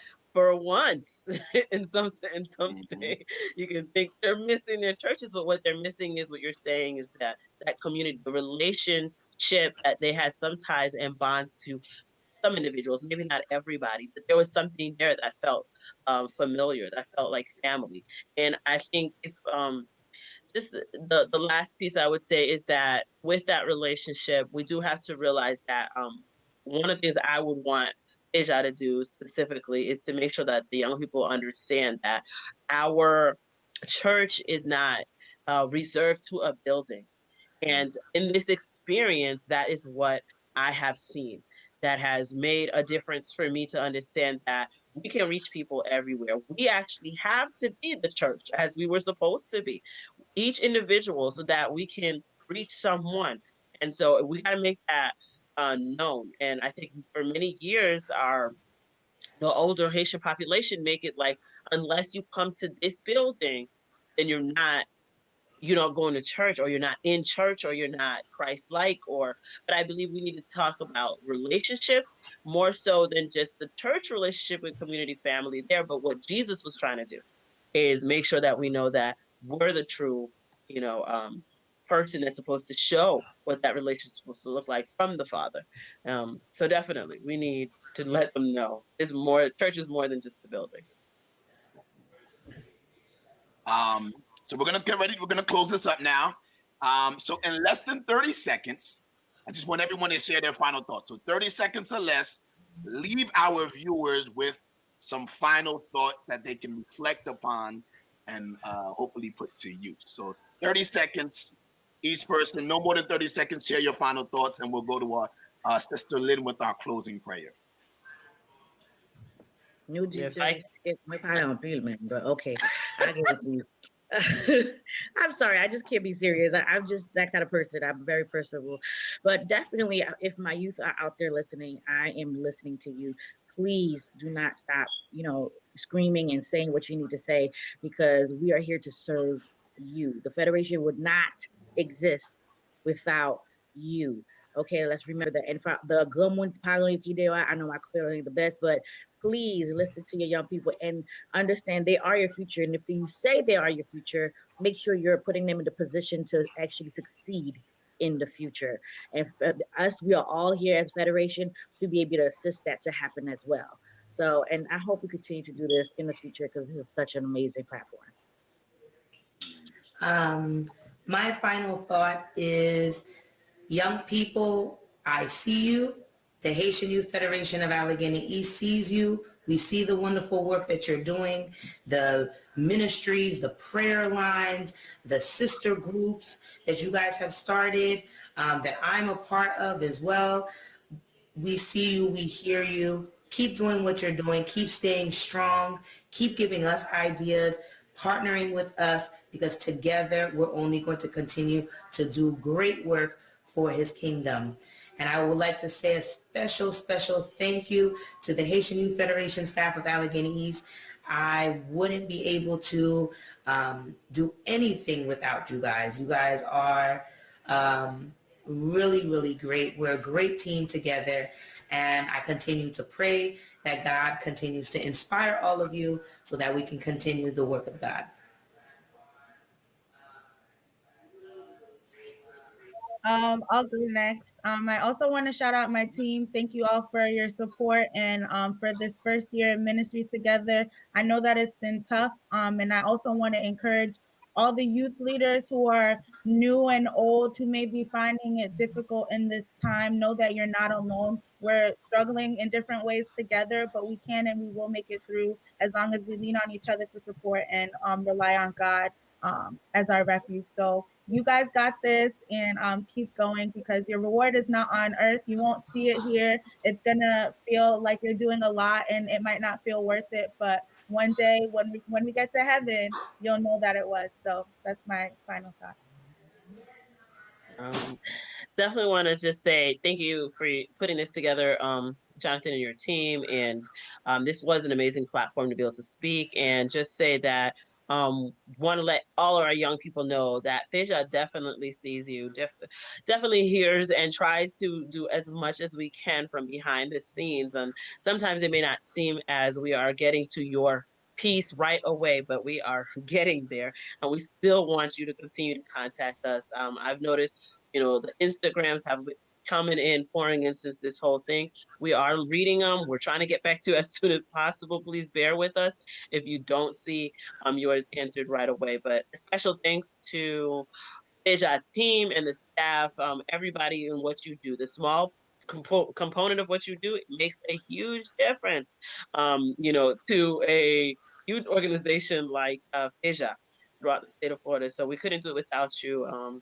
I just want to keep just encouraging all our young people, keep moving, keep pushing, and this will not beat you. And, God has some kind of plan in store for you.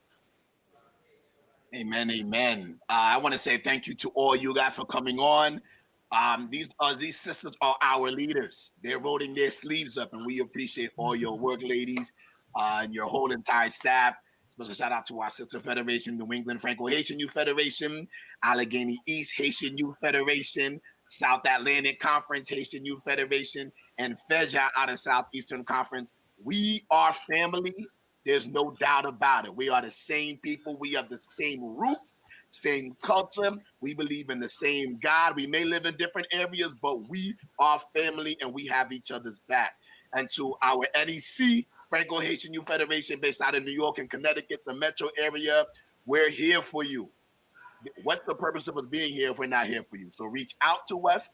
We're here for you. You can message us after this and just really just stay together. And I just leave you with this verse that I share with young adult ministries in Northeastern Conference. We follow the verse Luke 2, verse 52. And Jesus grew in wisdom and stature, in favor with God and in favor with man. Wisdom, Jesus grew mentally. Stature, Jesus grew physically. In favor with God, Jesus grew spiritually. In favor with man, Jesus grew socially. Challenge yourself, say, Lord, help me to grow in the way that Jesus grew, spiritually, physically, mentally, socially. And let's allow our young people to have that opportunity. Plan the spiritual programs for them. Let them be active physically. Give them a chance mentally to ask questions and expand their mind. And socially, give them a chance to mingle with each other and others and collaborate. And so Jesus' method is the best method. And I think if we follow his way, Jesus can take us ordinary people and do extraordinary things with us. So we want to thank you all.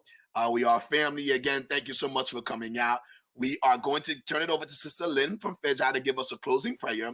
After the closing prayer, please sit tight just for 2 minutes. You guys will see just a quick, like what the government would say, a quick reclam to show you who our federations are and how you can reach out to them. And if you miss it the first time around, it will wrap around. It'll be a quick 2 minutes. So we'll turn it over to Sister Lynn and we'll take it from there. And again, the whole Youth Federation for any step, I say thank you all, Franco-Haitian, for all your work behind the scenes. Sister Lynn, you got it. Pray and stick around for the commercial of the reclam. Okay.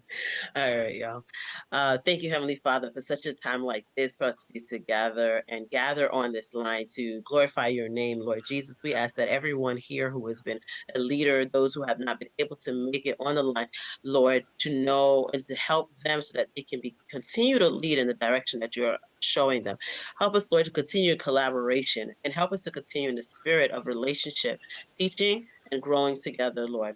As we depart, Lord, we ask that the ministry would just continue and that nothing else would depart from here, but each other here, but Lord, that the ministry would go on.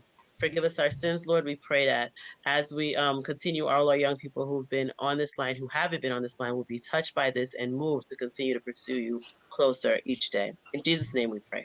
Amen. Amen. Thank you. And one last shout out to Sister Alex. She had some technical difficulties. We appreciate her representing Yaha. She's also a member of the Greater New York Conference. Thank you as well. God bless you all. Have a good night. Enjoy your Sabbath and stick around for the commercial.